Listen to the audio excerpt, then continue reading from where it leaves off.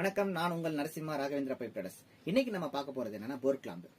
நம்ம வீட்டுக்கோ இல்ல விவசாய நிலத்துக்கோ நம்ம போர் போடும்போது இந்த நம்ம போர் கிளாம்பு நம்ம யூஸ் பண்ணுவோம். எல்லா வீட்லயும் போர் இருக்கும், விவசாய நிலத்திலயும் போர் போடுவாங்க.